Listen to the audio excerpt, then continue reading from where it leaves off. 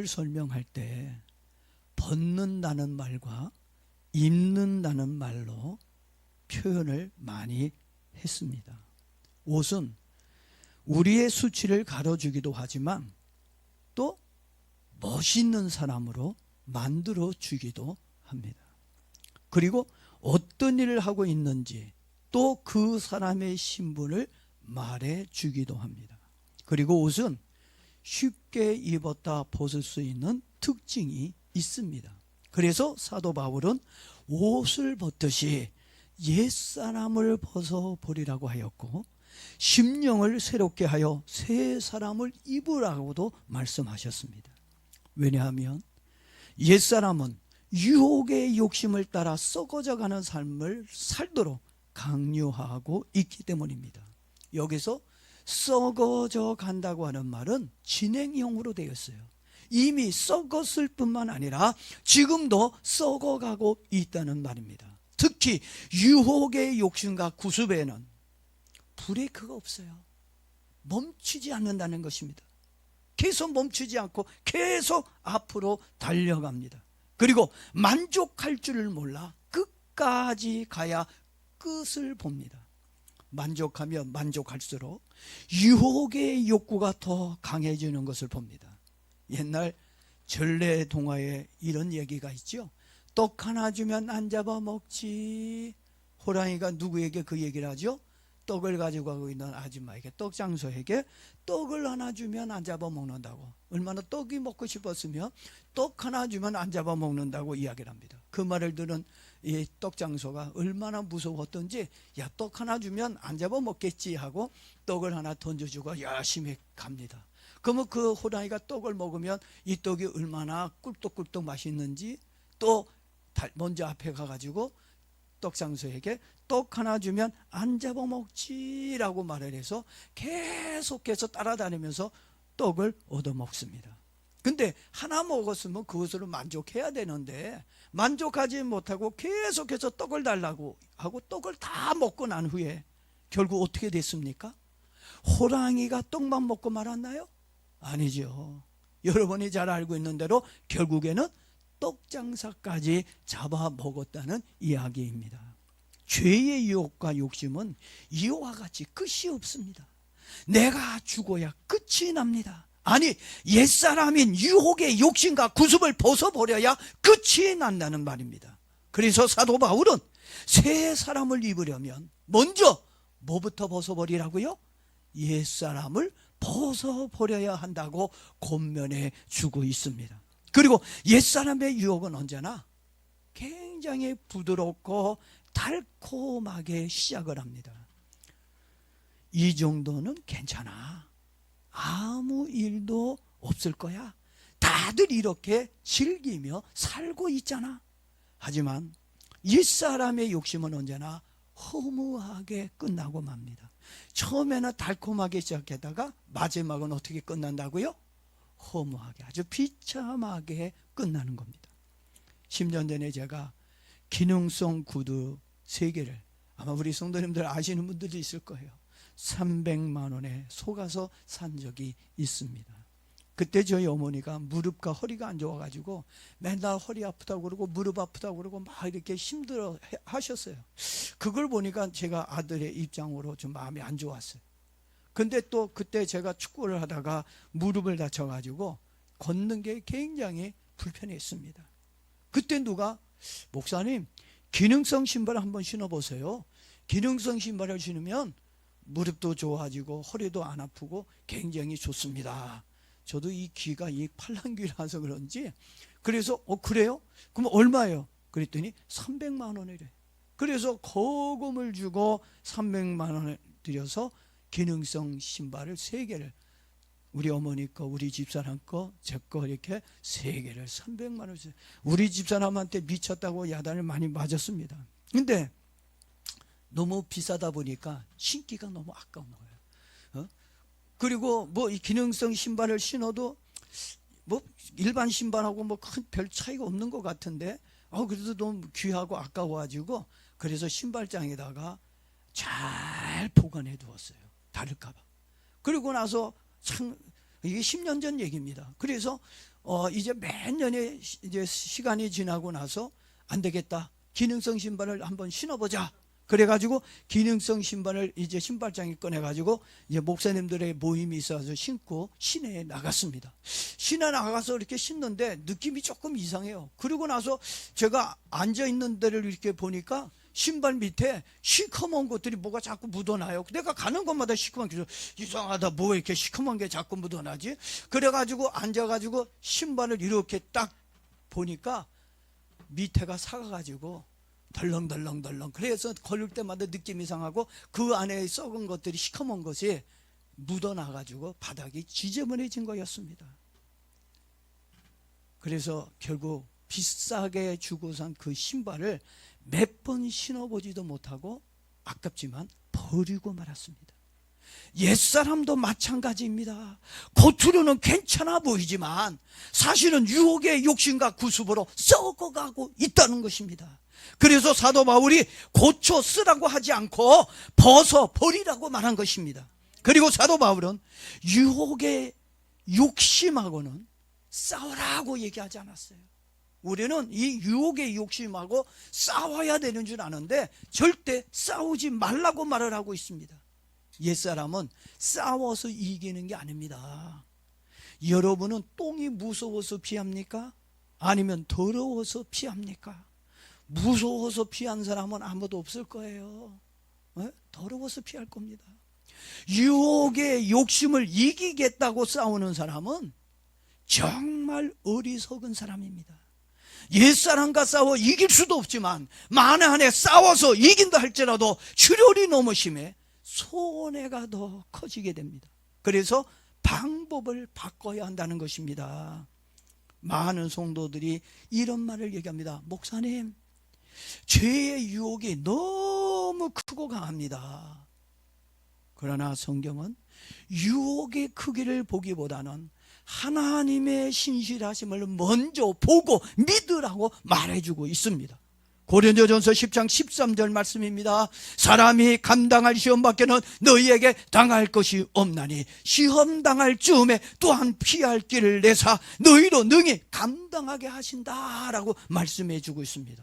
사실 이 말씀이 맞아요. 시험에 올 때는 감당하지 못할 것 같아서 굉장히 고통스럽고 힘이 든데 지나고 나서 보니까 감당할 만한 시험밖에 안 주셨더라고요.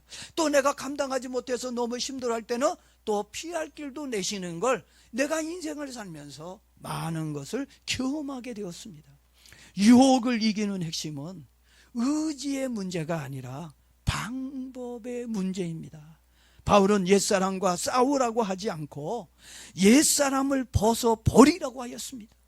계속 붙잡고 씨름을 하다 보면 결국에 가서는 누가 집니까? 결국 싸우는 사람이 질 수밖에 없다는 얘기입니다. 요셉을 보십시오. 보디발의 아내가 요셉을 유혹했을 때 요셉은 보디발의 아내에게 이러시면 안 됩니다. 남편에 있는 유부녀가 이렇게 행동하면 안 됩니다 라고 이해를 시키려고 들거나 설득을 하려고 하지 않았습니다. 창세기 39장 12절을 보니까 그 옷을 그의 손에 버려두고 밖으로 나갔다라고 써놔져 있습니다. 다시 말해 요셉은 그 자리를 피해 도망을 쳤다는 것입니다. 그것은 믿음이 없는 행동이 아니라 가장 지혜롭고 좋은 방법이었습니다. 어떤 성도가 반복되는 죄로 늘 넘어지고 쓰러졌습니다. 괴롭지요? 신앙인이 기도도 했고 결심도 했고 노력도 했는데 늘 같은 죄를 반복해서 지었습니다. 그러던 어느 날 그가 기도하다가 깨달음이 왔습니다. 자기가 죄와 너무 가깝게 하고 있다는 것을 알게 되었어요. 내가 너무 죄와 가깝게 붙어 있구나. 좀 죄와 좀 멀리 해야 되겠다. 이런 깨달음이 왔습니다. 그러고 난 이후 그는 생각과 환경을 바꾸어 버렸습니다. 먼저 만나는 사람들부터 바꿨어요. 늘 만나는 사람들이 어떤 사람이에요? 죄 짓는 사람이에요. 그러니까 이 사람들과 만나면 죄를 끊을 수가 없어. 죄를 벗을 수가 없어. 그래서 만나는 사람을 바꿨어요. 끊었습니다. 마지막에는 먹는 것까지 바꾸었습니다. 그때부터 신기하게도 유혹의 힘이 약해졌습니다. 유혹을 이기는 비결은 죄를 싫어하는 마음도 있어야 하겠지만 그것보다 하나님을 사랑하는 새 마음이 있어야 한다는 것을 알아야 합니다. 본문 23절을 보니까 이렇게 또 바울이 얘기합니다. 오직 너희의 심령이 새롭게 되어, 오직 너희의 심령이 새롭게 되어. 여기서 심령이란 뭡니까? 생각이나 사고방식과 가치관, 모든 것들을 다 포함해서 말해주고 있는 것입니다. 특히 신앙은 행동을 가르치는 것이 아닙니다. 새로운 생각을 가질 수 있도록 만들어주는 게 이 신앙입니다. 이렇게 살아라, 이게 가르쳐주는 게 신앙이 아니에요. 이렇게 살 수 있도록 생각의 전환을 주는 게 뭐라고요? 신앙이라고 하는 것입니다. 그래서 사도 바울은 로마서 12장 2절에서 이 세대를 본받지 말고 오직 마음을 새롭게 함으로 변화를 받으라고 생각의 변화를 강조해 주고 있습니다. 왜냐하면 사람은 생각하는 대로 행동을 하기 때문입니다. 그래서 생각이 꼰대이면 말도 꼰대스럽고 삶도 어떻게 해요? 꼰대처럼 삽니다. 꼰대라고 하는 이 말을 성경적인 말로 이렇게 다시 표현하자면 옛사람이면 생각도 삶도 옛사람의 방식으로 산다는 것입니다. 그래서 사도 바울은 늙고 추한 꼰대의 생각을 벗어버리고 젊고 아름다운 새 사람으로, 젊은 사람으로 입으라고 말씀해 주고 있는 것입니다. 그렇다면 옛사람이 어떻게 새로워질 수 있을까요? 새로워지는 길이 분명히 있습니다. 그것은 옛사람에 오신 유혹의 욕심과 구습을 벗으면 됩니다. 좀 더 확실하게 말을 하면 나의 옛 생각들을 하나님께 벗어 던지라는 말씀입니다.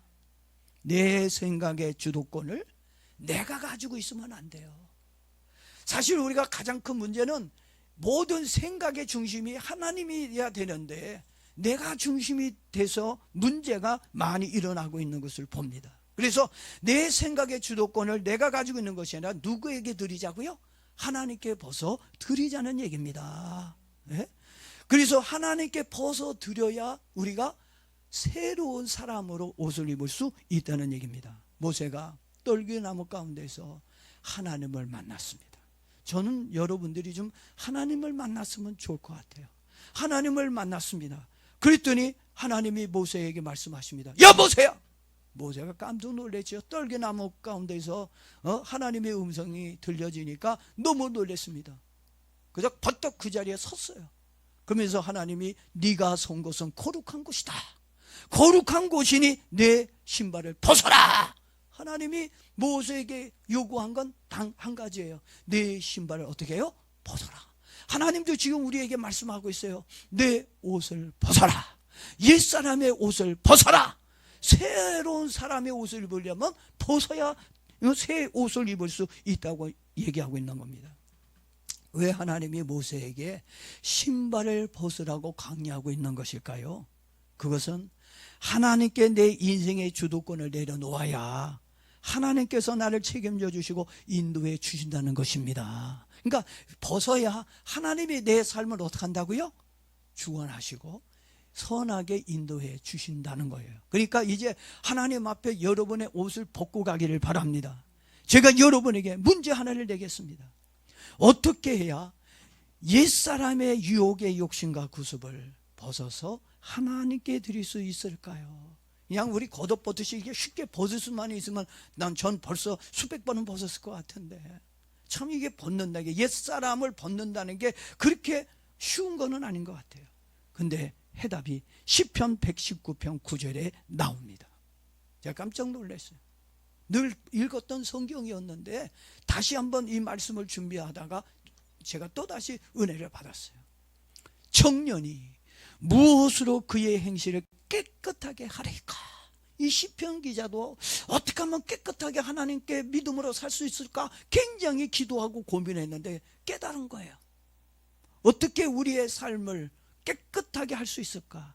주의 말씀만 지킬 따름이니이다. 오직 한 가지야. 뭐만 따르면 돼요? 하나님의 말씀을 따르는 것밖에 없습니다 라고 이야기하고 고백하고 있는 것을 봅니다.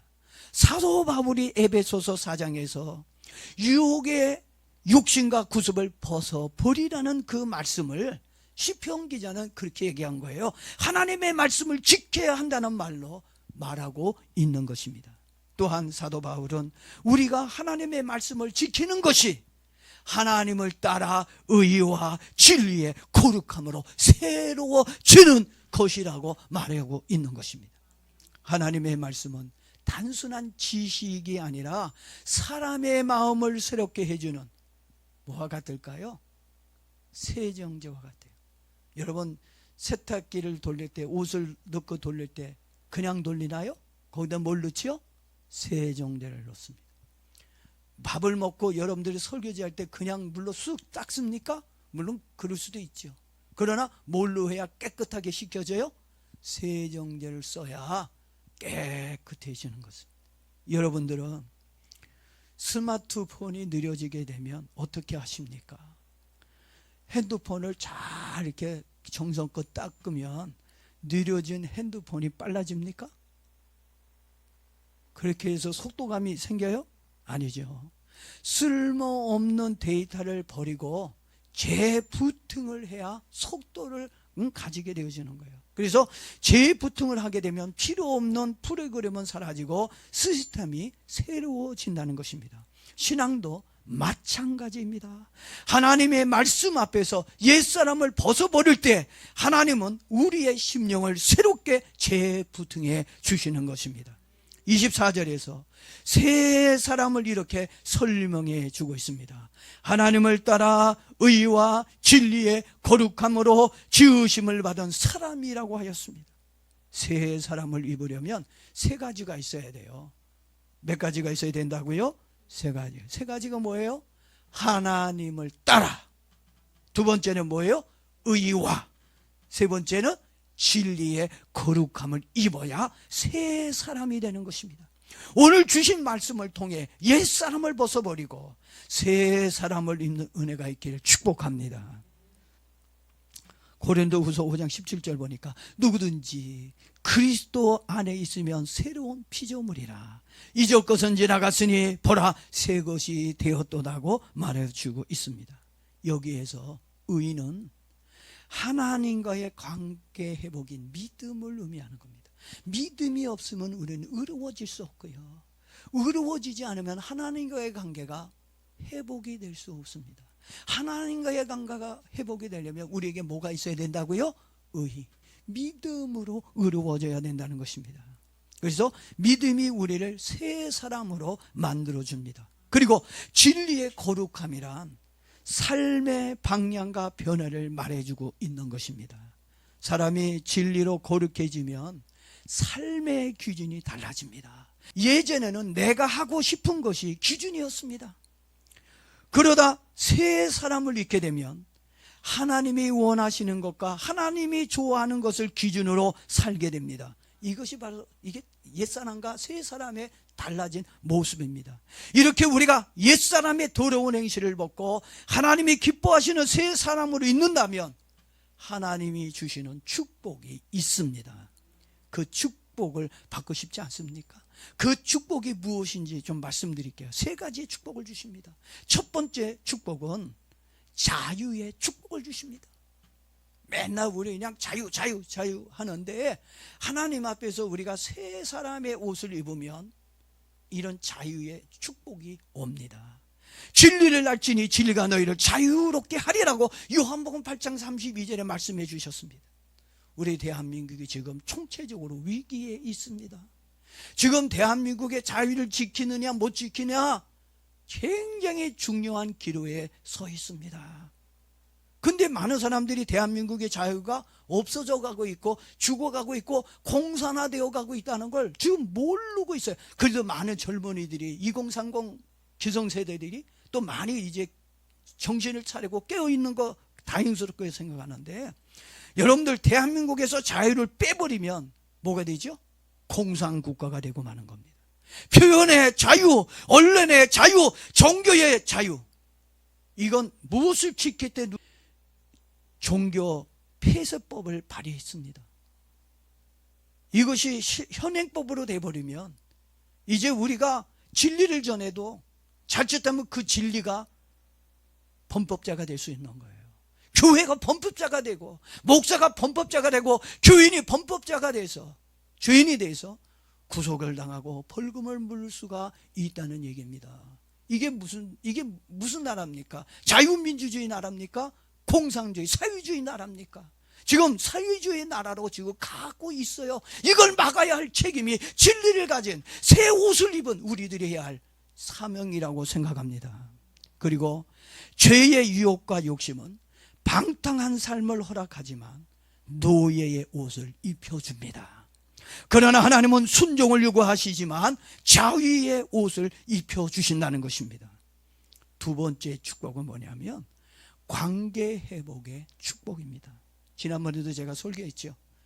하나님의 은혜는 이 관계 속에서 주시는 축복이라고 그랬어요.